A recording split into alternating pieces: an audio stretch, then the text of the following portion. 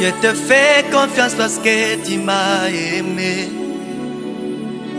Ton amour m'a donné la vie. Je te fais confiance parce que tu m'as sauvé. Salut peuple de Dieu, je vous salue là où vous êtes dans le monde entier, même ici à FDC. Je réponds au nom du pasteur KMK, pasteur Kaminomoute Bakari. Je suis le pasteur de l'église évangélique libre d'Afrique Elda, ici à l'Assemblée de Balombo. Nous vous avons parlé de cette chaîne de télévision chrétienne. Nous avons le souci d'éveiller le peuple de Dieu, l'église du monde entier dans ce temps de la fin, où le satanisme a fait croître ce mouvement dans le monde. Ainsi, nous, les serviteurs de Dieu, nous avons aussi voulu vous éveiller spirituellement afin de réveiller votre foi, vous réveiller spirituellement afin de savoir de quel temps nous sommes.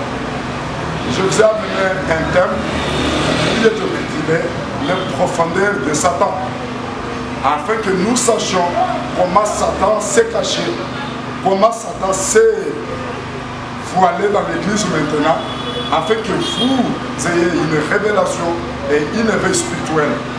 Et nous allons parler de cela sur le livre de l'Apocalypse, chapitre 2, verset 24, que nous dit l'Écriture.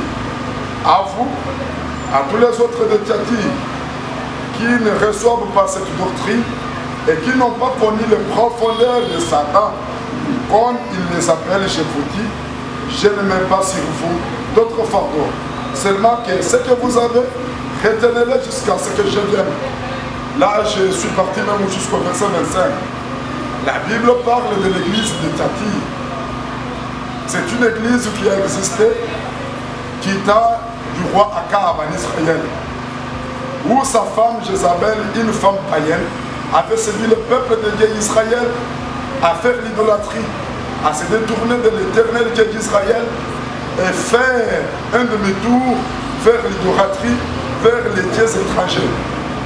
Et cette église était tombée dans l'apostasie. Et même maintenant, cette église existe dans le monde. C'est ce que l'apôtre Jean parle à l'esprit et dit à l'église de Thyatire: vous qui a laissé la femme, la Jézabel, enseigner mon peuple, enseigner dans l'église et séduire le peuple de Dieu à l'impudicité. La Bible dit, l'église de Thyatire est contre la foi chrétienne et est contre la sainte doctrine. Mais la Bible dit, à vous qui restez, à vous, peuple de Dieu qui ne reçoivent pas cette doctrine de Jézabel, cette doctrine païenne, je ne vous donnerai pas d'autre fardeau sur vous, mais je veux seulement que vous connaissez aussi les profondeurs de Satan. Parce que vous ne le connaissez pas. Satan a ses profondeurs. Et si nous pouvons nous localiser sur ce thème-là, les profondeurs de Satan veut dire les choses cachées de Satan. Satan a enlevé l'image du serpent. Il a enlevé l'image de celui qui tue. Il a enlevé l'image d'un magicien là dans une maison donnant des fétiches aux gens. Mais maintenant Satan a pris l'image qui est l'image du loup. C'est ce que je peux dire. Qui est l'image d'un ange de lumière. Il se cache maintenant dans les églises. Il se cache maintenant comme un vrai homme de Dieu qui sait bien prêcher, qui sait bien parler. Vous savez que dans le jardin d'Éden, il est celui qui a parlé avec Ève et il a bien cité correctement les versets bibliques et il a bien cité la parole de Dieu. Satan a ses profondeurs, il s'est caché, il s'est volé dans l'église. Mais pour savoir les profondeurs de Satan, il faut qu'il y ait quelqu'un qui peut ouvrir et qui peut les dévoiler. Animé par le Saint-Esprit de Dieu, j'ai vu que le satanisme croise dans le monde. Je dois aussi éveiller le peuple de Dieu sur les profondeurs de Satan. Si vous voulez savoir qu'aujourd'hui dans le monde entier, mon frère, ma soeur, Satan est au service, Satan a ses profondeurs, nous pouvons aussi lire le livre de Paul aux Thessaloniciens, deuxième épître de Paul aux Thessaloniciens. Nous allons prendre le chapitre 2, verset 1er au 4e. La Bible dit qu'il est l'adversaire de ceux qui s'élèvent. Il s'élève au-dessus de ceux qu'on appelle Dieu. Il ne veut pas que le véritable Dieu, Jésus-Christ. Il ne veut pas que les gens adorent le véritable Seigneur, Jésus-Christ. Il ne veut pas que les gens touchent le véritable miracle et la puissance de Dieu, qui est la véritable puissance, qui est en Jésus-Christ. Il s'est caché. Au verset 4 de 2 Thessaloniciens, chapitre 2, la Bible dit, il s'est assis même dans l'église maintenant. Satan est dans la chair maintenant. Satan est maintenant caché dans des hommes qui étaient des magiciens, des féticheurs, mais qui sont maintenant des prophètes, qui sont maintenant des vrais pasteurs.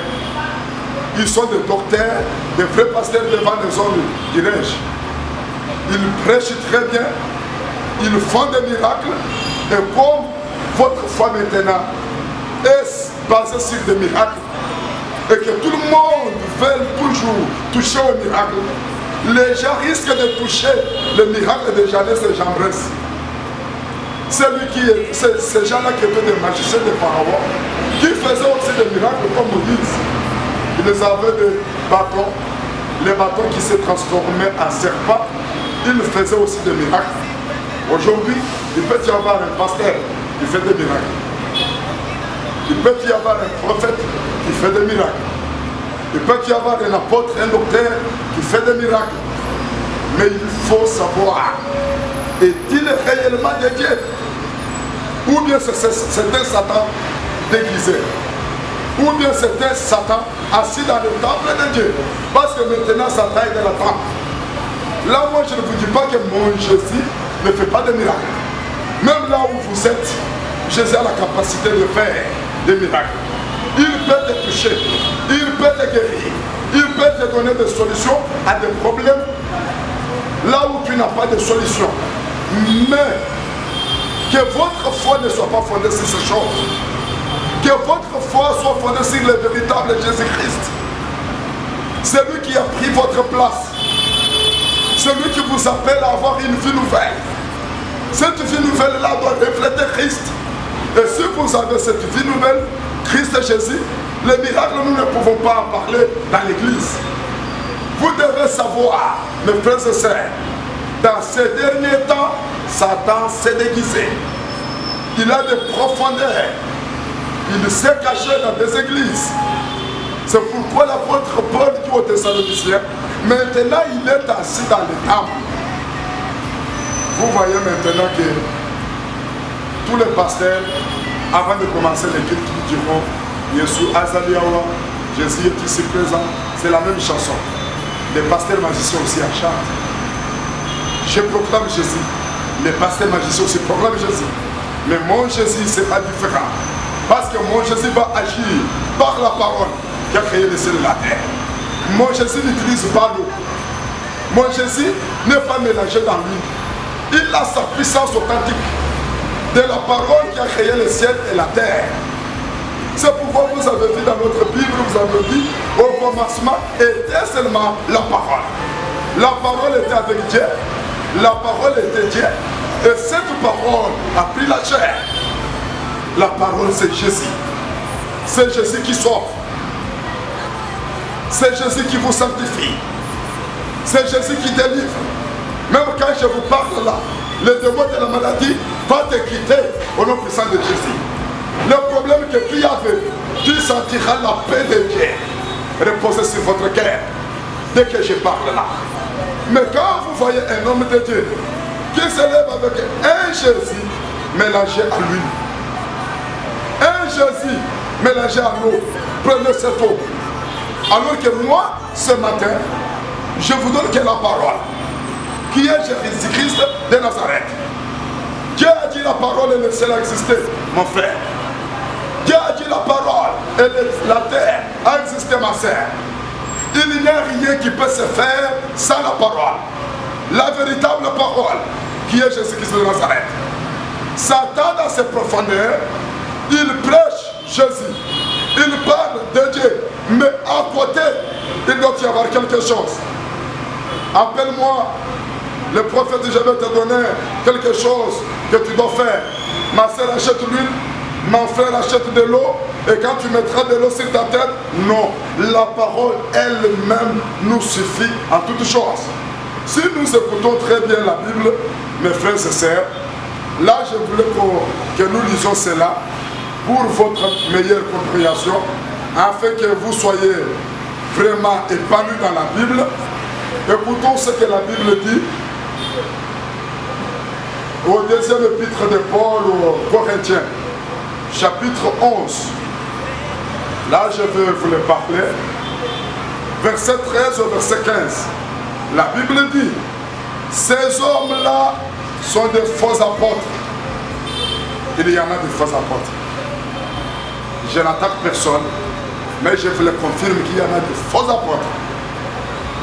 Peut-être vous les reconnaîtrez par leurs œuvres, qu'ils ne confessent pas la sainte foi et la sainte doctrine. Des ouvriers trompeurs. Il y a des ouvriers trompeurs maintenant. Peut-être qu'ils sont là que pour leur ventre. Peut-être qu'ils sont là que pour des commerces dans l'église de Jésus. Là où le Seigneur n'avait pas voulu qu'il y ait des tables, qu'il n'y ait pas de vente. Maintenant il y a la vente d'eau. La vente de mouchoirs dans l'église de Dieu. La vente d'huile. Ce qui n'a jamais été permis par le Seigneur. Aucune fois Jésus a prêché quelque part et il a vendu de l'huile. Et il a vendu quelque chose, quoi que de l'eau. Écoutez ce que le verset dit. Ils se sont déguisés en apôtres de Christ. Et cela n'est pas étonnant, puisque Satan lui-même se déguise en ange de lumière. Il n'est donc pas étrange que ces ministres aussi se déguisent en ministres de justice. Leur fin sera selon leurs œuvres. Je vous dis, mes frères et sœurs, sachez que maintenant, il y a des ministres de Satan. Satan s'est déguisé en ange de lumière. Il s'est déguisé en ange de Dieu. Il parle de Dieu. Il confesse Jésus-Christ. Mais vous verrez que leur Jésus, même leurs miracles, ne seront jamais comparés au véritable miracle. Que votre foi croisse. Soyez éveillés, l'église de Jésus-Christ. Nous sommes au temps de la fin. Vous qui en suivez, mais je vous prêche, je vous annonce le véritable et l'unique sauveur qui est Jésus-Christ de Nazareth. Celui qui sauve, celui qui vous délivre. Et même quand je parle là, mon Seigneur va toucher votre cœur. Mon Seigneur va vous donner la paix. Il va augmenter votre foi. Quelle que soit la situation difficile que vous vivez, n'acceptez pas ces faux docteurs, ces faux apôtres. Jette l'huile qu'on vous a donnée. Enlève l'eau qu'on vous a donnée. Reçois Jésus. Il est ton sauveur, il est ton Seigneur. Dans le livre de Matthieu chapitre 24, verset 23 au 24e verset, la Bible dit, on vous dira que Christ est ici, il est là-bas, n'y allez pas. Christ est là près de toi. Il est en toi, ouvre ton cœur et le Seigneur va entrer. Je vous ai dit ces choses afin que vous ne tombiez pas dans les tentations, vous ne tombiez pas dans les mensonges du diable. Que le Seigneur Jésus vous bénisse, que le Seigneur Jésus vous guérisse là où vous êtes, de tous les maux, de toutes vos maladies, et que tout celui qui a une situation difficile, je te donne un cadeau qui est le nom de Jésus-Christ qui sauve. Si vous avez besoin de contacter les pasteurs KMK, notre numéro sera affiché au-dessus de l'écran. Vous pouvez nous appeler et le Seigneur est là. Il agit dans sa puissance, dans toute sa puissance éternelle, et il fera de vous un véritable chrétien et un chrétien affermi. Je vous dis bye au nom de notre Seigneur et Sauveur Jésus-Christ. On se verra demain pour une nouvelle émission.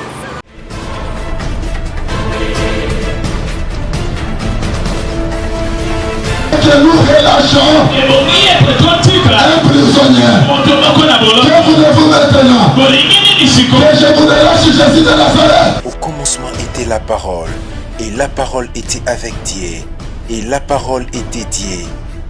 Elle était au commencement avec Dieu. Toutes choses ont été faites par elle, et rien de ce qui a été fait sans elle. Le bon moment de louange et adoration, d'exhortation, des enseignements et de prières intenses avec le pasteur Kaninda Muteba Kari. Nous vous prions de nous suivre sur la chaîne YouTube Pasteur KMK. Abonnez-vous massivement. Que Dieu vous bénisse.